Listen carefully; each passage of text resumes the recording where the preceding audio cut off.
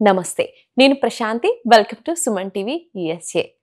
అమెరికాలో ఉన్నటువంటి తెలుగు ప్రజలకు ధర్మ సందేహాలను నివృత్తి చేయడానికి, అలాగే మనం ఇక్కడ ఎలాంటి పూజా కార్యక్రమాలు చేసుకోవాలన్నా, హోమాలు చేసుకోవాలన్నా ఇండియా వెళ్ళడం వీలు పడదు. కాబట్టి మనకి ప్రత్యేకంగా ఇండియా నుంచి అమెరికా వరకు గురువుగారు రావడం జరిగింది. ఈరోజు మనతో పాటు ఉన్నారు భారతీ శంకరపీఠం వ్యవస్థాపకులు తిరుపతి మూర్తి అవధాని గురువుగారు. ఆయనతో మాట్లాడదాం, మరిన్ని విషయాలు తెలుసుకుందాం.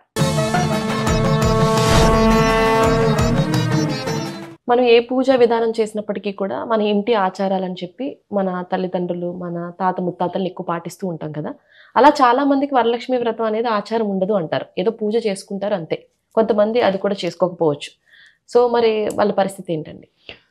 అమ్మా, ఇక్కడ ఒక మాట చెప్పాలి అంటే అవశ్యం పూర్వాచారం. మన పూర్వీకుల నుంచి వచ్చినటువంటి ఆచారాలను మనం పాటించాలి. అందులో ఎలాంటి తప్పు లేదు.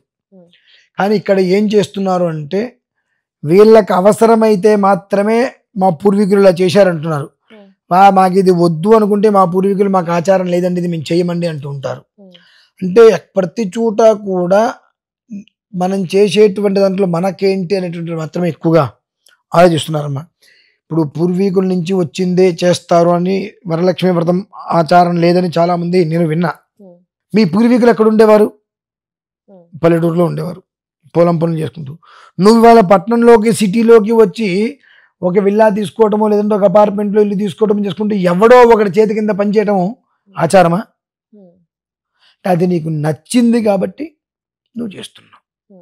ఈ వరలక్ష్మి వ్రతం అనేటువంటిది నీకు నచ్చలేదు. ఎందువలన? 10 మంది ఇంటికి రావటం, 10 మందికి భోజనాలు పెట్టాలి, ఇవన్నీ చేసుకోవాలంటే ఖర్చు. ఇంత ఖర్చు వాడు పెడతాడు కాబట్టి మాకు ఆచారం లేదనుకుంటే ఒక నమస్కారం చేసుకుంటే సరిపోతుంది. వరలక్ష్మి వ్రతానికి డబ్బు సంపాదనకి ఆచారంతో పని లేదు.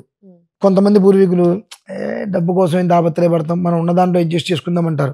మరి వీళ్ళు అలా ఎందుకు చేసుకోలేకపోతున్నారు? డబ్బు కోసం ఎందుకు తాపత్రయపడుతున్నారు? వాళ్ళ ఆచారం డబ్బు కోసం తాపత్రయపడటం కాదు కదా, ఎందుకు చేసుకుంటున్నారు అంటే ఇక్కడ మనకు ఏది ఉపయోగపడుతుందో, ఖర్చు లేకుండా ఉంటుందో అది మన ఆచారం. ఇది ఖర్చు అవుతుంది అంటే ఇది మాకు ఆచారం లేదండి అని చెప్పడం అనేటువంటిది అనాచారం. కనుక మీ అందరికీ చెబుతున్నాను, వరలక్ష్మి వ్రతం అనేటువంటిది వివాహమైన వాళ్ళు, వివాహం కాని వాళ్ళు ఇద్దరూ కూడా, ఇంకా చెప్పాలంటే అమ్మవారికి అనుగ్రహంతో కుటుంబం మొత్తం సౌఖ్యంగా ఉండాలని చెప్పి వైధవ్యం కలిగిన స్త్రీలు కూడా చేయవచ్చమ్మా. కాబట్టి దీనికి ఆచారంతో అనాచారాలతో పని లేదు. వ్రతం చేయటమే ధర్మం. కర్మ అనేటువంటిది చేయటం మన కర్తవ్యం, ఫలితం పరమేశ్వరాధీనం. కాబట్టి చేయవలసినటువంటి ధర్మం, కర్మం మనకున్నది, జన్మతహగానే వచ్చింది కాబట్టి చేసి తీరవలసినదే. అంతేనమ్మా.